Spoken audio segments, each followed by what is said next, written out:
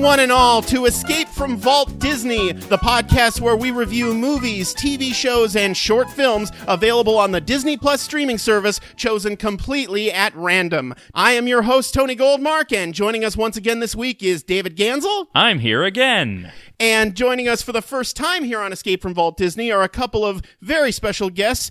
First off, you know her from her Instagram feed, Bad Folklorist. You know her as David Ganssle's fiancé, and you know her as the best mattress salesman in Des Moines, Iowa. Ladies and gentlemen, Alessandra Dreyer. Hi, everyone. And joining us for the first time as well this week, she practically needs no introduction. If you've ever seen or even heard of the internet, you've seen at least a dozen of her videos. You know her from her work with Screen Junkies. You know her from the My Little Pony fan dub team, Shirklop Pones. And you know her from her always delightful YouTube channel where she's got 100 billion subscribers. Ladies and gentlemen, Jenny Nicholson. Yay!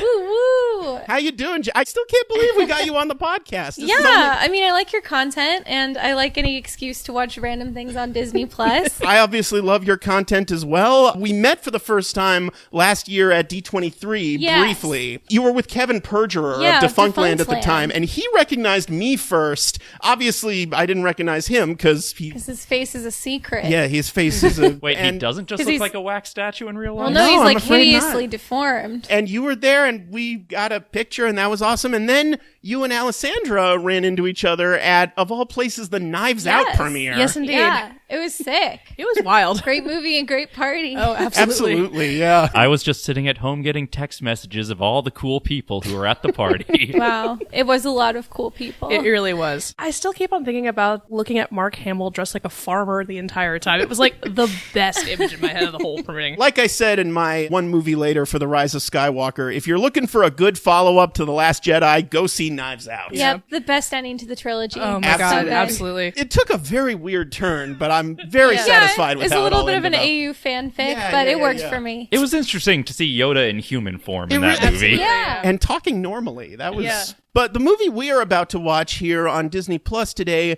is a documentary from the mid-90s called Frank and Ollie, about Frank Thomas and Ollie Johnston, two of the pioneers of Disney animation who were among Walt Disney's infamous 9 Old Men. Now, I have seen this movie. Has anyone else in this room ever seen this? I have. I had this movie on VHS when I was a kid because I was a very boring kid who had Disney documentaries on VHS.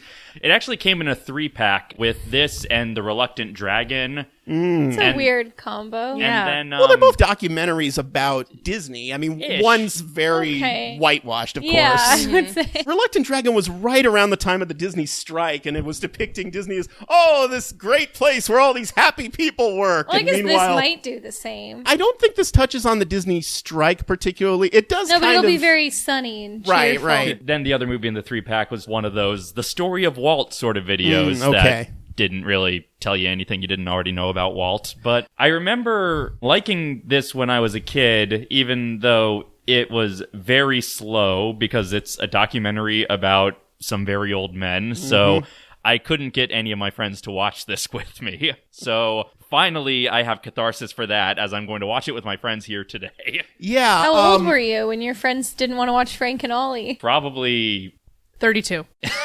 Technically, it's Frank and Ollie's monster. If Dr. Frank and Ollie was the one. Anyway. Yeah, Frank and Ollie. This is that claymation Tim Burton one. Right, exactly. Well, I can do you one better, Dave. You say you were such a boring kid, you actually had the video of this.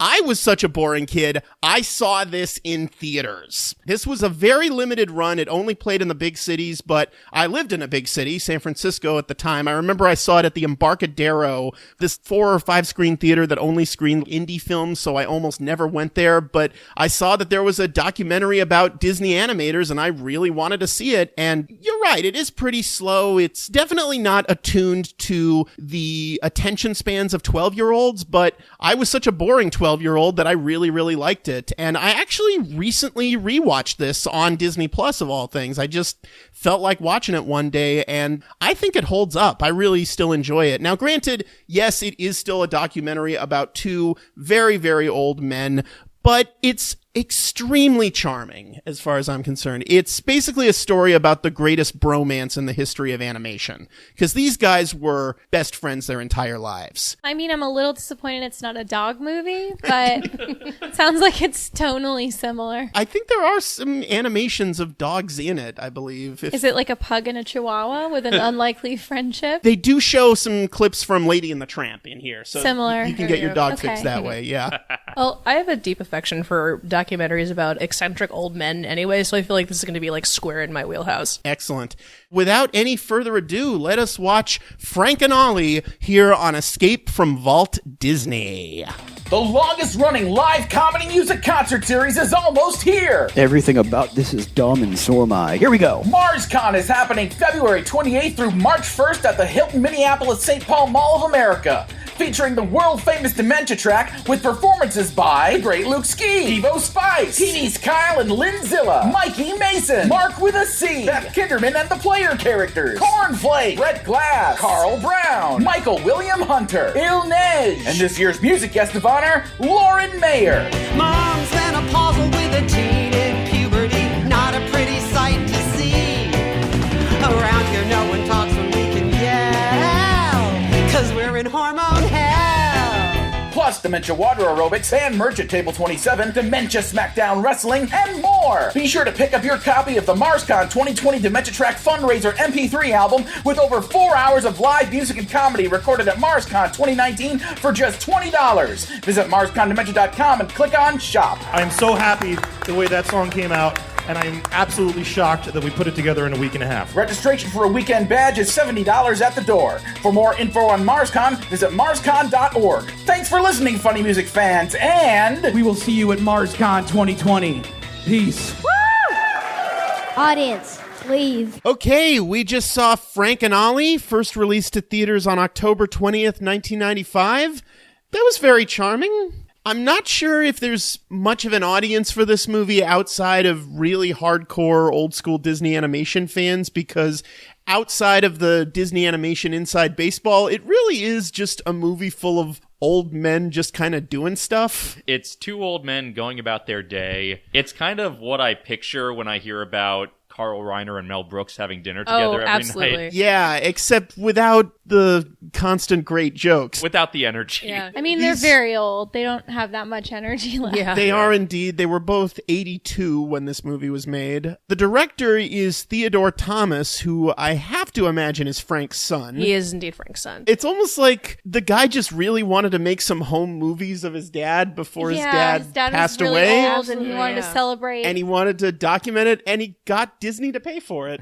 Oh, was it funded by Disney? Oh, yeah. This Okay, was yeah. Certainly looks this like was it. funded. I can't imagine they threw that much money behind this. I mean, It didn't look expensive. No, not at all. I've seen student films more elaborate than this. I've made student films more It was elaborate made than with this. one camera and one guy running it. Maybe he hired a sound guy. Probably, and They got an hour Licensed some B-roll. They got an hour with Glenn Keane and and an hour with John Culhane and an hour with Andy that Lion Gaskell. King guy? John Culhane was the guy who looks like the villain sidekick in Rescuers. Oh, right. Okay, he was And fun. the Lion King guy was Andy Gaskell, the art Okay. director of that. who seemed perplexed by the idea of close male friendships in that one Yeah. Talking Head. Yeah, he was very no homo about it. He's Yeah. like, well, I wouldn't understand. I'm not that close with men. I'm a normal hetero man. I don't roll that way. It's reminded me of the Onion article, Supreme Court bans same-sex friendships. I also noticed at one point, Frank Thomas has a dog. There is a dog in this movie, Jenny. There's a dog. And I noticed the There's one... at least 3 dogs in this movie. Oh, yeah. Yeah. Several of them animated. A lot of Dalmatians. I noticed the one scene where Ollie says the dog's name. The dog's name is Teddy. And the son is named Theodore Thomas, so Frank named both his son and his dog basically the same name. We named the dog Theodore. It does feel like they had to pad this out to get it to 90 minutes because about 30% of the footage in it is just clips from the movies But they're I mean, talking like, about. can you call it padding it out when that's all of it? Yeah. They It have is to kind of pick a length for it, I padding guess. the movie, But- yeah.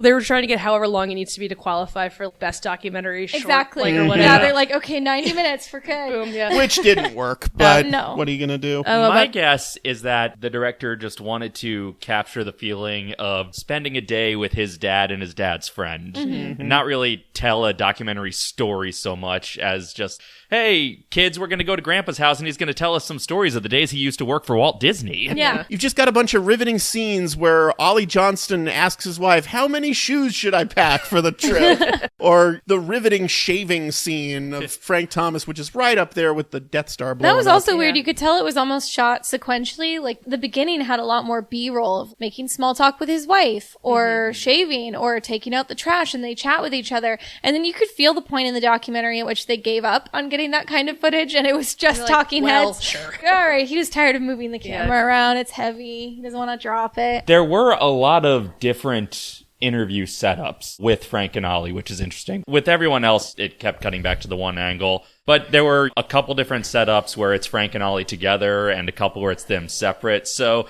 I get the sense that they were gathering this footage over quite the course of time. Well, and I'm sure it's easy to get different setups because they're at each other's house every day. Yeah. And the filmographer is the son. So it's just, we're all here. Let's get the camera out. And they live next door to each other, or at least that's how they made it look. They share a yard. They had this one line where they said he loved trains, and so he got a train. And then they just didn't talk about that anymore. Yeah. That was probably the most interesting part of his life. That he owned a full-size train. How did he buy the full-size train? Where was that train? I thought they meant a model train. No. They were very vague. He's got a big-ass train just going through his backyard. His entire family riding a full-size train, and I thought, oh, it's the train at Disneyland. And then I looked at the stuff around it, and I was like, no, this is some other train. This is some train that he owns. That wasn't important enough to explore. And weirdly enough, they had to reroute that train to make room for Galaxy's Edge, too. I don't know why. They're just very matter-of-fact one line. And he loved Star Wars, so he built a Star Wars land. No other information. Exactly. That's also he loved in his stars, backyard. he loved wars. Yeah. He's got a 5-acre Star Wars land in their shared backyard. This is where I think my one critique of this film is going to be, as somebody who's watched a ton of documentaries, because I am also a very boring child as well.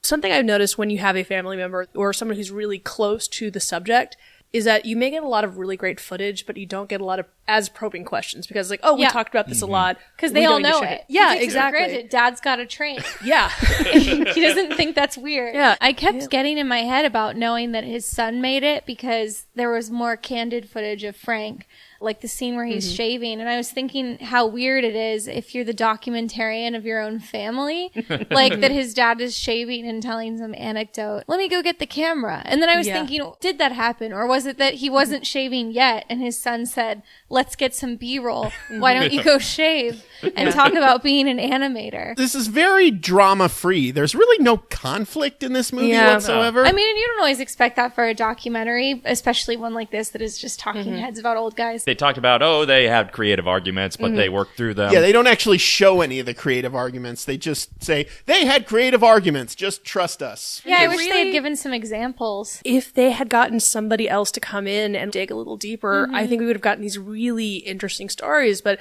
we got this very beautiful, charming piece of work here that is great on the surface, but I kind of wish that we were able to like jab in a little bit more. It's almost kind of a cinematic double eulogy in a way. Yeah. Neither of them would die for another decade or so after this, but the goal here is not to ask probing questions. The goal here is not to like expose the underbelly of these men's lives. It's about celebrating these men's lives and what they meant to the director, who's of course also Frank's son, and to the various people they influenced in the field of animation. By the way, I forgot to say this in the intro, but if there's anyone out there who's not familiar with Frank Thomas and Ollie Johnston, they had cameos in Brad Bird's first two films. In The Iron Giant, they were the railroad engineers who Kent Mansley talks to. He's like, go on, tell them what you saw, Frank. You're not gonna believe this, but it was a giant metal man. And then in The Incredibles, they're the two old men who show up at the end inexplicably just to say, that's the way to do it. That's old school. That's Brad Bird paying homage to his two favorite animators. Even though he wasn't personally trained by them, he was trained by Milt Kahl. Very similar, though. Yeah, like they did a lot of the feline characters. They had the side-to-side head movement. Right. And I think Milt Kahl animated Bagheera and Prince John also. By the time they were making those films, the 9 old men had dwindled down to 4 of 5. We talked about this in the episode on the Aristocats as well, but these old masters who'd been doing it since the 30s had to basically animate these films not quite on their own. They did have some of the younger generations of animators training under them, but they never gave the younger generations the good scenes. They always kept the really good, juicy scenes for themselves, and then Don Bluth left, so look what happened there. Imagine that. Now, when the film really shines, I think the best parts of it are when they talk about animation, Absolutely. when they talk about the specifics of why they made certain decisions and things you would never even think about. Like, they devote several minutes to the scene in the Jungle Book where Baloo's trying to figure out how to tell Mowgli he has to take him back to the man village, and they just talk about Baloo's hand gestures, the trail of him stroking his chin, and then he's touching his cheek and moving his way down to his chest, and these are things you never think about. Like, a live-action actor would never think about these things. They just kind of instinctively do it.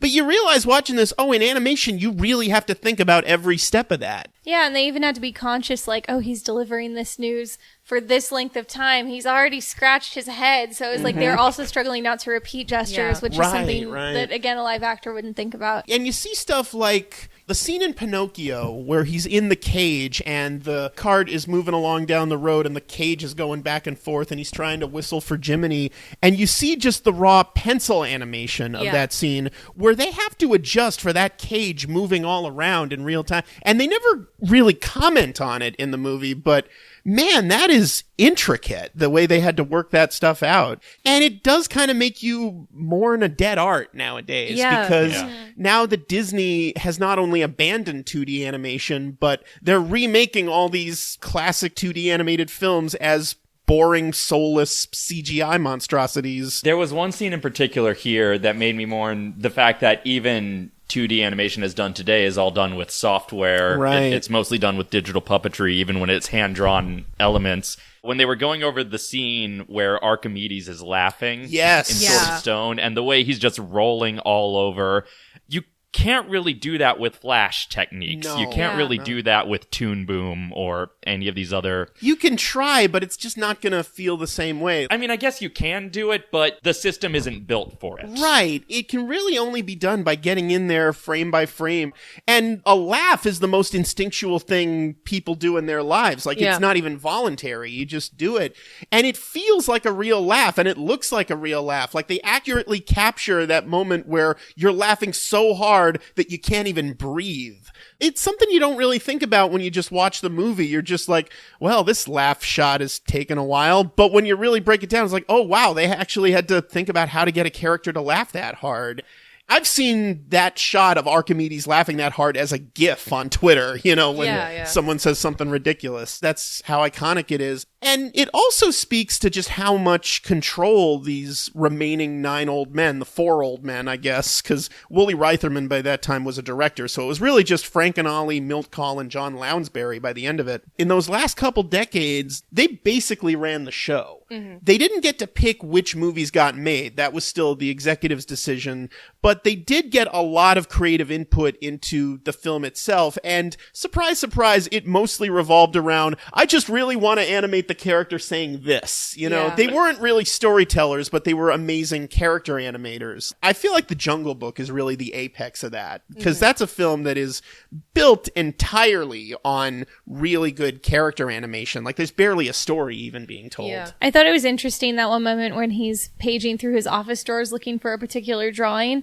and he's just paging through these original Jungle Book drawings and not being careful with them. And he's like, no, where's that thing I'm looking for? And it's like, oh my God, those things are priceless, There are gift shops at Disney where they sell those things for for thousands of thousands. dollars. Yeah, you can't even get them anymore. I'm sure the second he died, some Disney archivist just vacuum send sealed it that on the room. house. Like Roswell, who's there to take everything. One thing I love that they do in this movie is every now and then they have Frank and Ollie visually perform some of their favorite and most famous shots that they've animated over the years. Frank Thomas dancing like the flunky monkey in Jungle Book, or reenacting the conversation between Alice and the doorknob is an interesting way to do it. It really reminds you animators are actors. They're just using a pencil instead of their own bodies. They stop short of having them actually recreate the spaghetti scene, but I guess that's for the extended cut. When you're going into the history of Imagineering, you always hear about everyone who came from animation animation. Right. I always thought it was interesting that Frank and Ollie weren't moved to Imagineering, despite the fact that Ollie's interest in trains seemed to get Walt into trains, which sort of steamrolled. Well, Walt got himself into trains. Of course. Well, But also you should have said steam trained instead of steam trained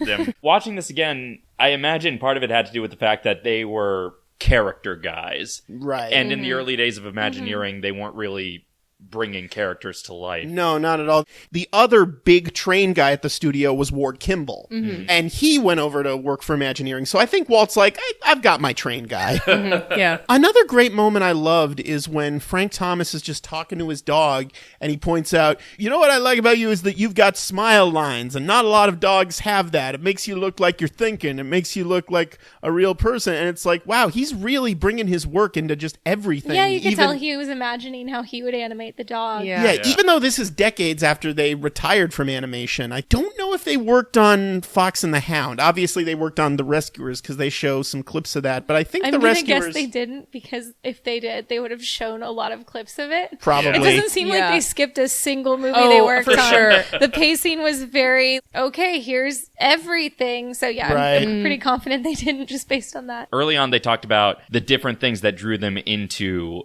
Disney animation in particular. Ollie was drawn into Disney animation because he thought Pluto caught in the flypaper was hilarious and no other cartoons really made him laugh. Yeah, I loved that sequence. Yeah. I loved imagining a bunch of adult people in a movie house in that era, just absolutely rolling in the aisles over this animated dog stuck in flypaper. It is a funny scene. At the time, it was something that they hadn't seen before, but it is just weird that was the standard. It's extra interesting now that Disney does not have the reputation of being the funny animation studio anymore. Yeah, if Ollie had just waited a few years, he would have wanted to get a job at Warner Brothers. Well, if only they had just kept animating dogs stuck in flypaper. Yeah. That's what the people want. It's their wheelhouse. I mean, in those days, you'd put like a nickel into a machine and see a woman dancing the hula, and that would be extremely exciting. Yes. So I feel like the dog in flypaper was just like, they probably talked about it for weeks after they saw it. Meanwhile, there's some grumpy dad who's like, we could just go home and watch our own dog get stuck in flypaper. Why are we paying for the movie picture? No, Dad was laughing too. There were tears running down his face. Oh, it was just that powerful. Moved. But in contrast, Frank connected to the pathos of the Flying Mouse cartoon. Right. Yeah, I wrote that You're down. nothing but a nothing. It was just funny hearing the pathos of the story and seeing this cartoon mouse with bat wings. And you're like, okay, sure. Well, it's funny to think both. At the time, Disney was just miles ahead of every other animation studio in these departments. Yeah. Like, in both emotion and comedy. At the time, nobody did it better than Disney, apparently. That is true. I mean, Warner Brothers obviously eventually got their act together, and Fleischer was doing some pretty good stuff at the time, but most animation, especially in the early 30s, was really just Steamboat Willie ripoffs, where it was just this round character bopping around all the time. But round character bopping around is my favorite cartoon from the 40s. When they were talking about their approaches to how they drew, I think it really spoke to it with Frank very much about the rigorous work of putting things together, where with Ollie is all about the emotion. And, if he's going in for the comedy, there's that emotional punch of the flypaper hitting in versus the structure of the mouse cartoon for Frank. It makes perfect sense. That's what brought them into it. They were both brought in for different reasons, but they still kept their connection throughout the whole thing. I like the one scene where Ollie talked about his huge mentor. The guy that taught him everything he knew was Fred Moore,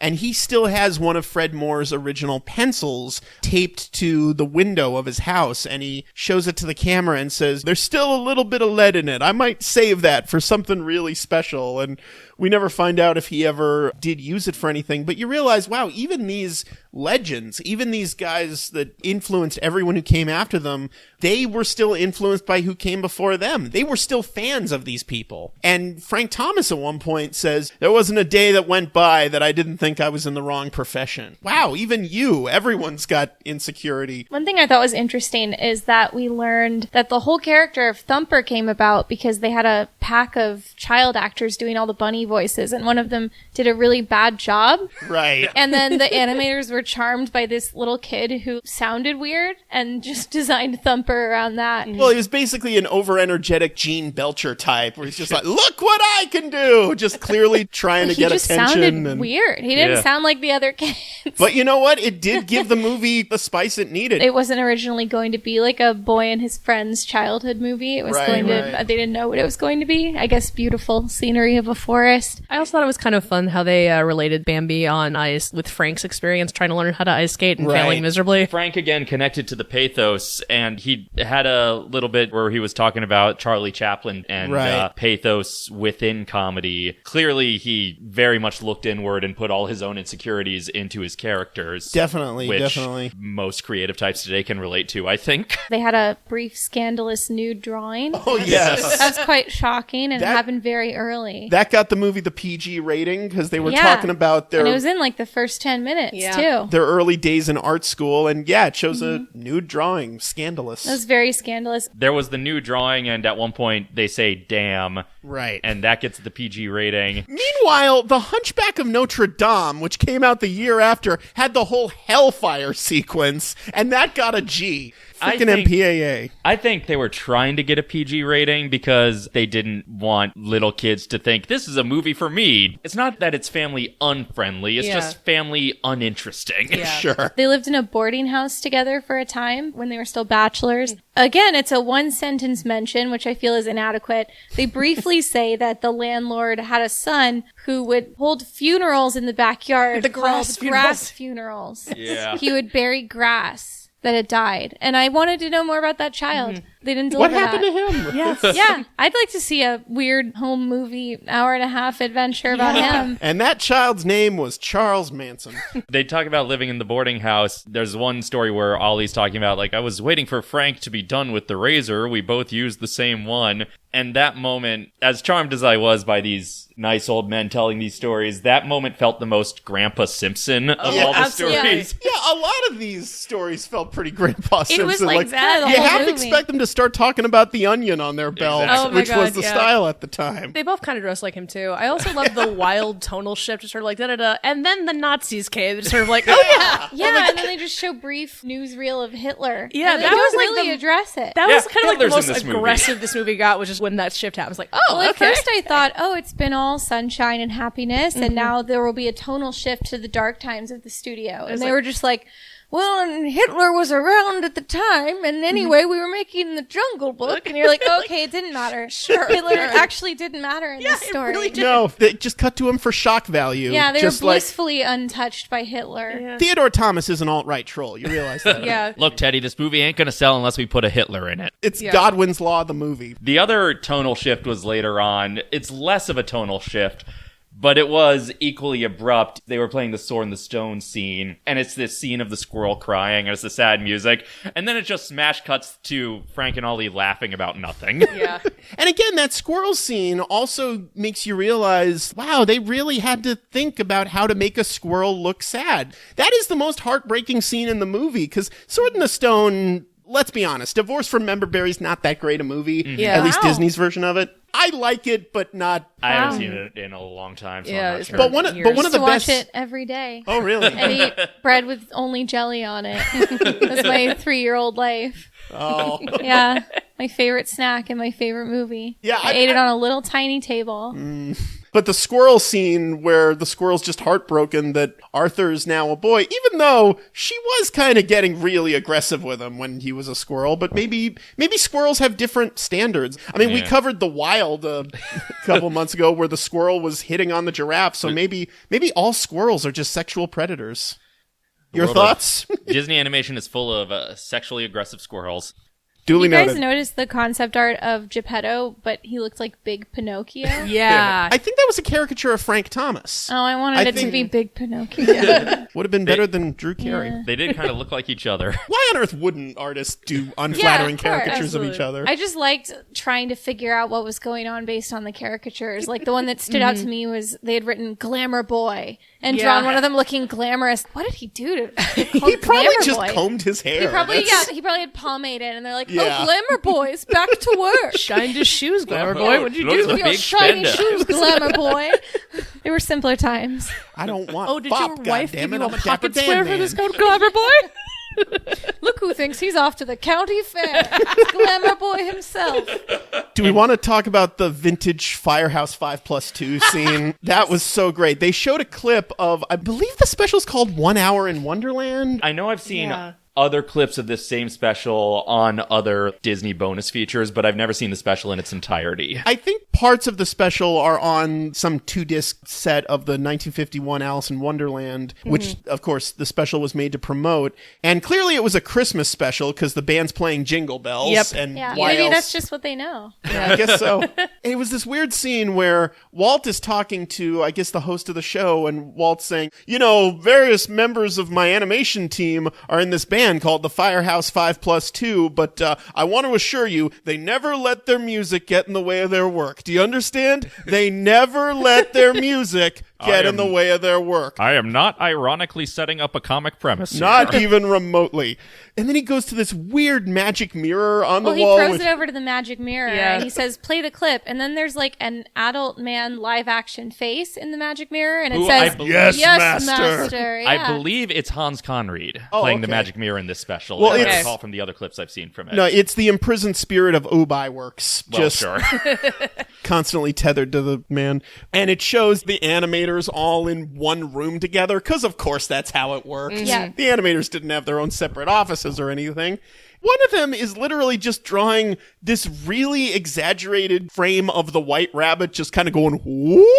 This clearly wasn't in the movie. They're just freaking... waiting for that rabbit to go most unorthodox. Yeah, exactly. Hey, Walt's not around. You ready, guys? And they just start playing like a jazz ragtime version of Jingle Bells. We never got to see Walt's reaction. I'm not sure you got to see it in the actual special. It's possible they just played the whole song and then cut Probably to come back commercial. to him and he said, that was great. Walt probably blamed it on the communists. It is kind of funny that Walt, being as in control of his own image as he always was, did approve a special where even as a joke, his staff was depicted as waiting for him to leave to play around. Well, of course, and this was mentioned in Saving Mr. Banks, but the code for when Walt was traversing the halls was man is in the forest. Mm-hmm. Of course, a reference to Bambi. So that kind of tells you what they really thought of the man. But Although it's interesting, they don't speak negatively about Walt in any of the new interview footage. in No, this. The most negative thing they say about him is his focus moved elsewhere at a certain point. But There it's is- interesting to me that compared to when we were watching the Imagineer story, they're not as emotional about his death the way No. that they are in Imagineer. That's true. Like Bob Gurr was still crying about it today, and they were sort of like, "Yeah, he died. He was a good man, but things happen." It's like, I mean, they even admitted they weren't really friends with him. yeah. because, he did have all these other projects pushing him in other directions. That's why there was a 4-year gap between Lady and the Tramp and Sleeping Beauty, is because Walt was just distracted by all these other things, by TV and by Disneyland, and everything needed his approval, so it just took forever for that movie to finally come out. And then after that, they switched to the far looser format of animation that was in 101 Dalmatians and everything for a couple decades after that. And that was really when they switched to, okay, I don't need to approve everything. Yeah. You know, you guys know what you're doing. As much as I liked this movie as a kid, I was still keenly aware that most other kids found it boring. So I thought it was interesting that they released it under the Disney label. Even though it is all about Disney stuff, it's not a movie for kids, really. The poster of this movie, I remember, was the biggest bait and switch. The poster was Frank and Ollie green screened against all these animated characters. Oh, it was yeah, like yeah, Baloo and Mowgli and Mickey and Minnie and Snow White and the dwarves and all these characters. They made the movie look like Roger Rabbit, but with old men.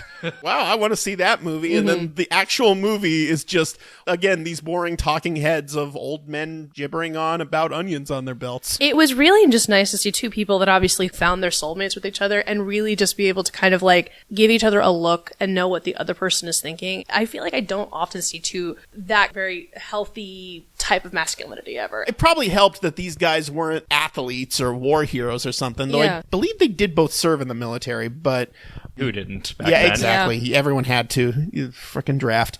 They were artists, so I guess they were in a profession that wasn't considered as rugged or manly, I suppose, back then. And also, it seems like it's not a position they were in that it was about competition, because so much of that is about collaboration. Yeah, everyone has to rely on each other. Yeah, just seeing the two of them being able to just vibe with each other and not trying to one-up, but just being like, yeah, we're in this together, we are connected like this, let's just go forward. Like, it was just beautiful to watch. Not above the occasional casual misogyny, however. I mean, no, of course. There was that scene where the wife tells the story about how we were in the car and I was not to speak until we reached a certain block. Yeah. And they're laughing about it like, misogyny is a plague. I couldn't tell if she meant that was something they expected of her or if she meant she just wouldn't get a word in edgewise, so she learned to stop trying. Yeah, I want to think it's the second one. You could sort of tell the wives are like, we both are aware we are like the number twos in this relationship. Yeah, not their first relationship. I mean, it also did seem like they both had good relationships with their wives, which was very cute. But yeah, I think the wives were just like, okay, I guess we're going to live next door to his best friend because they're inseparable. Yeah. I can't remember whose wife was it who was dancing to the piano. Marie. That was Frank's wife. Yeah, that was Frank's wife. Yeah, she did a Charleston. It was very impressive. She was the most energetic person in the movie. Absolutely. Yeah, but only in that moment. Yes. Only when dancing the Charleston. She had seemed so frail, and then suddenly she was like dancing a normal Charleston. Kind of like Dick Van Dyke these days. Yeah. Speaking of music, another interesting thing about this documentary, like I said, it's not very fancily edited. There's almost no background music. Yeah, in I any of the noticed scenes. that. It was fascinating. You know how back in the 2000s when they would release these 2-disc DVD editions of these classic Disney films like Pinocchio or 101 Dalmatians, like the Diamond Collection or something, and on every single one of them they would have like an hour documentary about the making of the film. It feels like this was just the raw footage from those. As a documentary, it is kind of unfocused. It is. And you could tell because they divided it into little sub-chapters where they're like, this guy's wife, and then you hear like 5 minutes of stuff about Marie, and then it's like the other guy's wife, and there's no like conclusion to any of these segments or like unifying theme. It's just the son wanted to talk about it all. And it's semi-chronological, but it still jumps around a bit. Yeah, it's vaguely Right. chronological, and then you think at the end you're going to have a dark turn and then a touching ending. Like they end with the Jungle Book shot, and I thought that was like, oh, what a beautiful ending. And then they cut to more footage, and I was like, oh, it's not over. It's more just interviews. Keeps going. Okay. If this was made today, if Disney was commissioning this today, it would go in one of two directions. They would either whittle it down to 15 minutes and put it as a bonus feature on a Blu-ray, or they would spread it out to a 6-part series on Disney+. They would have gotten somebody who was not directly a family member to co-direct with it to kind of get those more probing questions out, I feel like. Yeah. If it was a 6-part series for Disney Plus, they'd get Leslie Iwerks to do it, and there'd be this like tinkly dung, dung, dung, dung, music behind it, and Like an animated intro of sketches like appearing on a they'd get blank Angela canvas. Bassett to narrate it. Yeah. To compare it to two other Disney documentaries, it is the polar opposite presentation-wise of Waking Sleeping Beauty, because that is all archive footage and no talking heads. There's voiceover, but no talking head interviews. This is pretty much nothing but talking heads. In fact, I'm not even sure there's a single point in the movie where you just hear the audio of them talking over a clip of something. It almost feels like this was edited in Windows Movie Maker, where you like only got He didn't one. know he could layer things. You can't really layer things. You've only got one audio track. Yeah. And The other documentary, which I actually haven't seen yet, but just from what I understand of The Boys, the Sherman Brothers documentary, in this case, the story is the polar opposite. Whereas these are two men who are still very fond of each other and still get along, and the kid's making a movie about them, compared to the Sherman Brothers, whose kids made a movie about them to try and get them to reconcile. Yeah, and it didn't work. Nope. And Robert Sherman is dead now, and they never Did they hate each other when they died? Oh, yeah. Oh, yeah. Yeah, the my Sherman God. brothers. Wait, what did they fight about? Well, they were brothers. They basically fought about everything. Yeah, but brothers fight and then they don't die mad. Well, Some do. What was the fight about? I want the tea. it's more just a clash of personalities, because Richard Sherman is very outgoing. Richard Sherman's a diva. Oh, yeah. He's a huge diva, very outgoing, very gregarious. Robert Sherman's more withdrawn, and I think he just got tired of Richard Sherman getting all the attention. I think that was a big part of it. Like, there's a moment in The Boys where John Landis talks about working with them both on Beverly Hills Cop 3, which they both had cameos in. John Landis ended up cutting Richard's cameo, but Robert's cameo stayed in the movie. And at the premiere, Robert just hugs him and says, "Thank you so much for cutting Dick out of it," and not me. Wow. Yeah, that was the level of animosity they had. Now, every so often, when the Disney documentary cameras would film stuff with them both talking about working on Mary Poppins or something, they would always put on a happy face and pretend they could tolerate each other, but they really couldn't. They had an amicable public relationship. Yes. Yeah. And I do highly recommend The Boys. It's really, really good. I do need to check it out. It's one of a million things that's been on my list to check out for a while. Another movie I saw in theaters, just because I'm that big a Disney nerd. I wanted to, but Robert Sherman hated my little brother, so I have like a personal animosity against it. Really? Yeah. Oh, do tell. Okay. We got to hear about this. All right, so Robert Sherman has identical twin granddaughters that were in high school around the same time that my brother was, and my brother never mentioned to either of them that he was dating them both at the same time. Oh, okay. Yeah. It was initially because my brother couldn't remember which one he was dating, and then he Were was they like, identical? Yes. Oh, okay. That's a wacky shenanigan. It was kind of weird, to say the least, and he apparently found out along with her parents that my brother was doing this, and he has been banned from their house to this day, basically. Well, it sounds like your brother was in the wrong there. Yeah. he was. Yeah, not taking your brother's side on that one. No, I'm pro Amelia and Annie on this one completely. Allie, I am just fascinated by the sitcom you grew up in. You did! You gotta tell Jenny your Warren Beatty story at some point, but that's... my Warren Beatty story. It's my parents' Warren Beatty story. It counts. I don't... DC is a weird place to grow up in. Well, it's even weirder now, I'm sure. But anyway... We were talking about Frank and Ollie. I was playing my favorite game in this, which is if we were doing the fiction version of this, who would be playing whom? And we had Tom Hanks. Tom Hanks. Stephen Tobolowsky would definitely call as a young Ollie Johnston. Even though Stephen Tobolowsky's like 70 now, but he was just in that Super Bowl commercial where they did Groundhog Day again. He hasn't aged a day. Now, Bill Murray has aged all the days, but Stephen Tobolowsky's taken care of himself. And Jeanette is totally giving me Jane Lynch vibes, like every time she was on Jancy. I think really if you just throw the entire cast of Glee and American Horror Story, you would have the perfect. That'll just be the next season of American There we Horror go, yeah. Story is Frank and Ollie. Yeah. It's not as shocking as the other ones. It's actually kind of just heartwarming, and it's basically like this film. I've always wanted there to be a Mad Men style show about the 9 old men, about working at the Disney animated studios in the 60s and all these personalities clashing with each other. Because one big thing they don't talk about in this documentary is their colleague Milt Kahl, who was famously kind of the opposite of their genial attitude. Milt Kahl was famously kind of an asshole. Richard Williams has a story of how he would suggest, "Hey, do you ever listen to music while you draw?" And Milt Kahl just turned to him and said, "I'm not good enough to listen to music while I draw. I have to be concentrated entirely on the drawing," and just started yelling at him. To contrast from Waking Sleeping Beauty, which is about a very different era in animation, when it gets to the point when suddenly the news stations are interviewing individual animators and suddenly the animators are becoming stars. Obviously, we see footage here that the animators appeared in specials and people were aware of Firehouse 5+2, but there wasn't the cult of celebrity around individual animators that would later develop. Right, because Walt was hogging it all to himself. Exactly. He was the cult of celebrity at the studio at the time.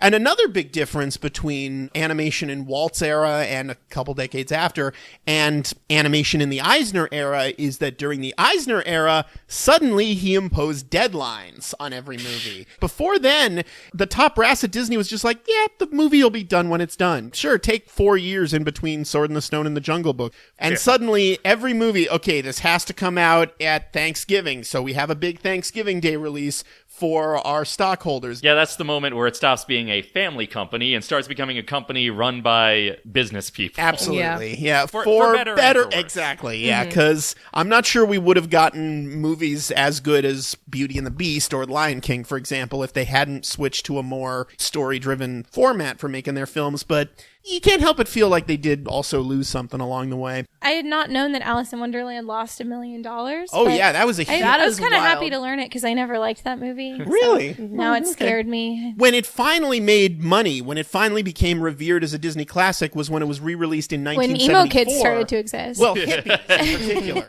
Psychedelics. Yeah, Alice in Wonderland was huge with the hippie crowds in 1974, much as Fantasia finally was a hit when it was re-released in 1970. When is Fantasia going to get its Hot Topic resurgence? All Disney's ever been interested in merchandising from Fantasia is Sorcerer Mickey. That's pretty much the only merchandisable thing. But yeah, they could sell Chernabog shit at Hot Topic. Oh, Why sure. not? Like Fantasia 2000 had those whales. Yeah. I feel like that speaks to the loneliness of Hot Topic kids. An abandoned star whale. Also, Alice in Wonderland flopped, but it got 2 Disneyland rides. Yeah. I mean, the ride is great. I agree. Well, so did Dumbo. Because keep in mind, this was back in the days of Walt being able to just say, I want this ride based on this movie we did that I happen to like, so we're doing it. There's a Mr. Toad ride. Like, he didn't know his bangers. He didn't know. It had to come with time. He built a Matterhorn based on Third Man on the Mountain before it even came out, and that ended up flopping. If Walt was still with us, we would have gotten the Tron ride decades ago. Oh, definitely. Yeah. Well, we kind of did briefly, because remember in the 90s, Disneyland's People Mover would take you through... The Tron Tunnel. Yeah, the Tron Tunnel. I had no idea what that was when I was a kid. It was just Wasn't it just stripes of lines that would make you feel like you were going fast? I think I was alive when it closed. It was Tron when it closed, right? Yeah, Tron was way before my time, and I'd never seen it, so I had no idea what that was when I was a kid. I just thought, okay, it's the weird room. My deep shame as a Disney fan is that I never got to the People Mover on this coast until it was Rocket Rods. Rocket Rods was fun, though. It just wasn't a good ride, but it was fun. It wasn't designed well. I rode Rocket Rods twice, and I was young enough to think, yeah, this is awesome. Then it was gone. It was fun. I mean, the fun part was that whenever you hit a straight stretch, it would accelerate, which was exactly why it kept braking, because it was hard on the motors. Yeah. But it was fun. Right. The big climax of this movie, the spine-tingling conclusion, is when they talk about the final scene of the Jungle Book. Because they're talking about how important... Oh, I have thoughts about that scene. Oh, yeah. In the Jungle Book. Yeah, they're talking about how important the Jungle Book was to Disney Animation, because had it flopped, they might have shuttered animation entirely. And that final scene where Mowgli gets seduced by the girl. Seduced by a little girl. Yeah, it was a little uncomfortable. Just the team of male animators like, how can we make this 7-year-old boy want to live in a village instead of in the jungle with bears and talking animals? Well, what if there's a hot 7-year-old babe? Thanks, I hate it. Her eyes at him. Yeah, that was... Sways her hip. And the thing is, even Frank knows it's uncomfortable to talk about, because Ollie uses the word seduce to describe what the girl's doing. Frank was like, let's not say seduce. Yeah, I would have said lure, is what Frank Well, and said. then Ollie, even before he said seduced, he admitted that he didn't like that scene. And he was like, I thought it was the worst, most tacked on ending. Oh, but then I came around to it. He's not wrong. I felt like, no, it's tacked on. That's why I didn't think the animation was better, but I liked live action Jungle Book, the story, much better. Oh, yeah. Because it stuck to what's apparently the book ending where he just stays in the forest. He's like, no, I belong here. Because if you think about it, like the cartoon is just a character being told he doesn't belong where he is the whole movie. And then the conclusion is, they were all right that I don't belong here. I'll go back where I belong now. Men will fuck up nature is an evergreen theme. Oh, so. yeah. Oh, absolutely. Although the Jon Favreau Jungle Book movie does kind of subvert that, because it shows scenes where Mowgli is using his opposable thumbs to actually he makes build like stuff. tools and helps the animals. And helps the elephant get out of that hole. The Jungle Book remake is the only one of these horrible Disney CGI live action remakes that in any way improves over the film it's based on. In this case, in terms of story. I don't want to disparage computer animation. It is a skill in its own right. I recognize that. But when you actually get down to the nitty-gritty of what it entails, it's a bunch of pushing buttons. I mean, let's be honest. Now, it still is a skill to figure out what buttons to push and in the right order, but what you're technically doing is still pushing buttons. These guys had to put pencil to paper, and I'm not saying one is inherently better than the other, but I do think 2D animation is richer, for lack of a better term. It feels more organic, I suppose. Well, there is still a home for that, because the 3D animated characters start as concept art that's been hand-drawn. Of course. They'll even do pencil tests of those characters before they translated them into that. I think earlier in 3D animation, it was more of a problem where you'd see that they were very on model. you wouldn't get the squash and stretch. It would just be like, this is this character's skeleton.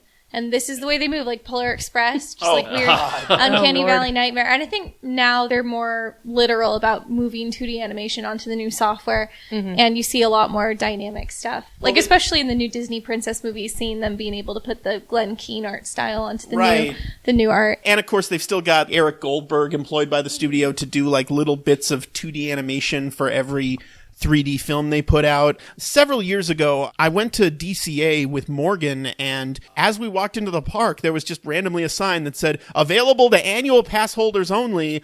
Go to the animation theater where they used to have the Mushu show, and at 2:30 today, Eric Goldberg will be doing a speech about his history with Disney, and we saw it was amazing. And yeah, he's still employed just doing all these little things, because I guess what else are they gonna get him to do? Because they're not actually making 2D animated full movies anymore, which is really a shame. I wish they would switch it up. I guess, damn whoever's decision it was to release Winnie the Pooh on the same day as the last Harry Potter movie. I think we can blame Lasseter for that one, or I'm just going to assume we can blame Lasseter for that one. I think we can blame him for the movie, but you know what? He's a convenient scapegoat. Who cares? Yeah. That's how little there is to talk about with Frank and Ollie, is that we keep digressing to these other movies. There is something they don't really go into when they're talking about the final scene of The Jungle Book. Separately, they talked about how if The Jungle Book had failed, that would have been the end of Disney animation. They don't really make a connection to those two things, but it was interesting to me to think about, when they're animating this last scene of Baloo and Bagheera saying goodbye to Mowgli, they're not even sure if they're saying goodbye to their jobs now. Yeah.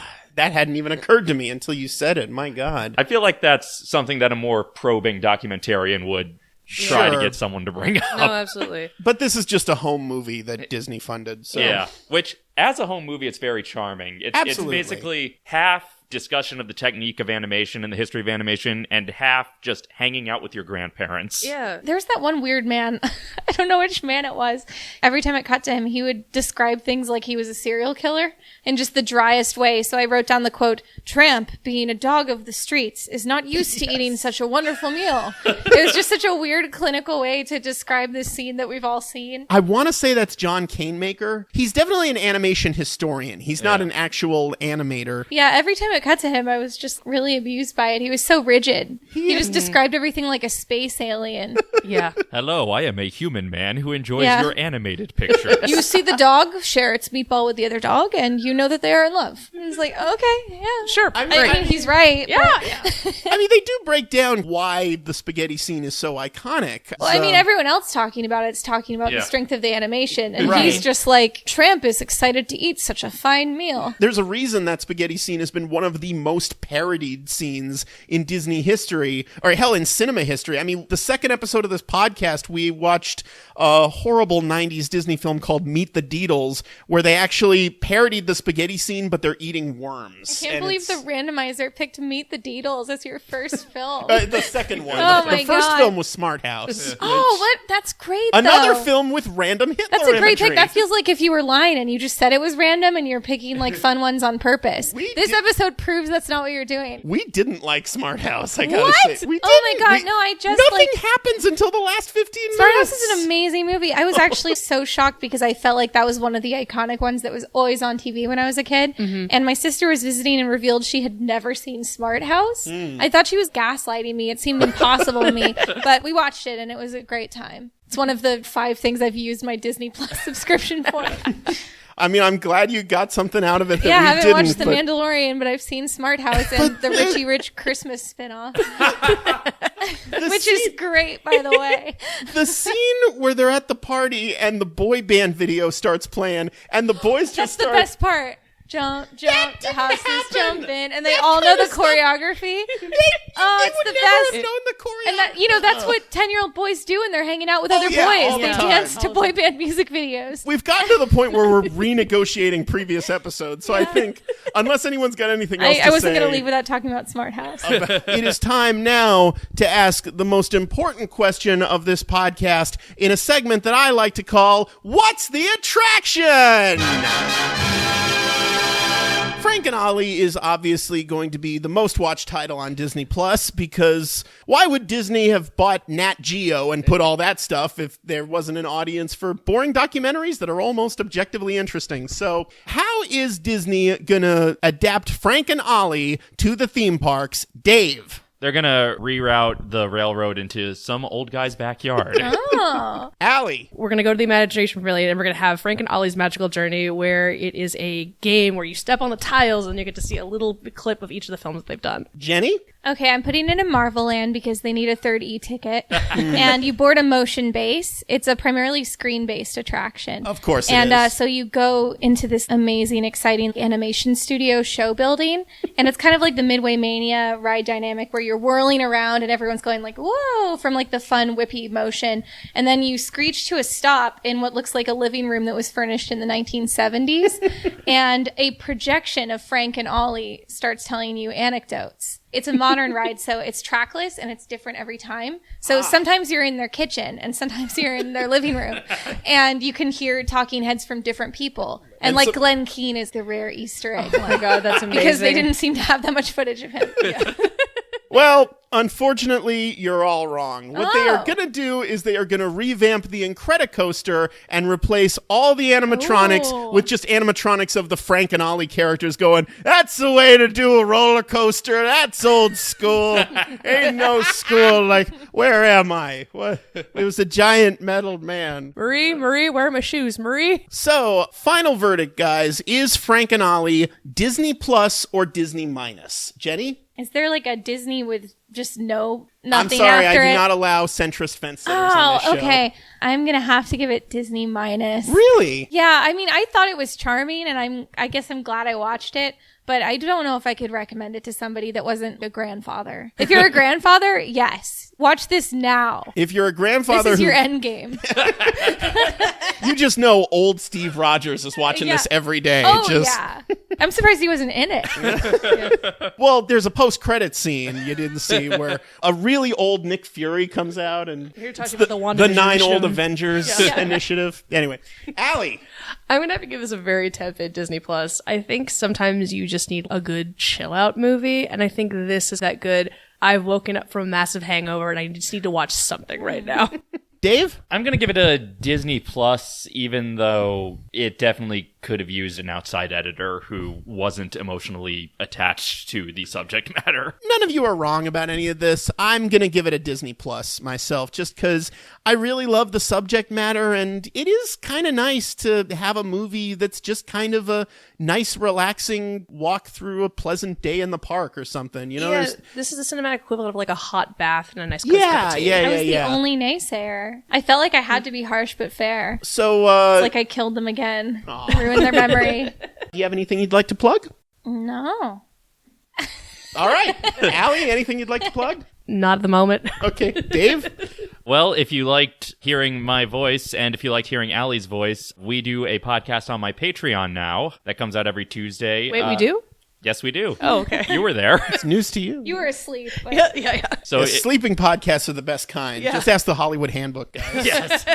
So if you go to patreon.com/Doggins and pledge $3, you can hear At Home with the Dogginses, where we talk about random stuff. I think by the time this comes out, we'll be talking about Rise of the Resistance on there. That will have already been released, I think, where we finally talk about Rise of the Resistance and the experience we had just getting to the ride. You can follow me on Twitter at Tony Goldmark. You can also follow this show on Twitter at EFVD Podcast. You can watch videos on my YouTube channel, youtube.com/Tony Goldmark. By the time this comes out, my most recent video is probably still going to be my one movie later on the Rise of Skywalker. I'm also working on a vlog we just shot about our first experiences writing Rise of the Resistance, but I probably won't be finished editing that by the time this comes out. So look for that sometime in the future. If you want to support this podcast, it's available on iTunes and Spotify and Google Play, all the usual places. We're also on pipedreampodcast.com alongside one of my favorite podcasts, The Weird Alphabet. And if you really want to support this podcast, go to one of those places and leave us a comment comment, leave us a positive review, a 5-star rating, subscribe, obviously. All that stuff helps the algorithm notice us. And if you pledge to my Patreon, patreon.com/Tony Goldmark, you can hear new episodes of Escape from Walt Disney one day early every week. You can hear them on Tuesday instead of Wednesday. So, Allie, are you ready to read off what the randomizer is going to choose for us next week? Ready as I'll ever be. All right, Smart House. Initiate random shuffle mode, please. Initiating random shuffle mode. Make a selection. And the winner is...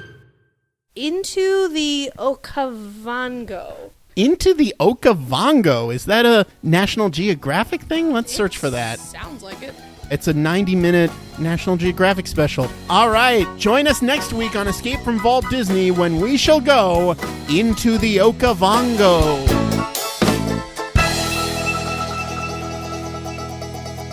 Hey, you see that? Yeah, that's the way to do it. That's old school. Yeah? No school like the old school.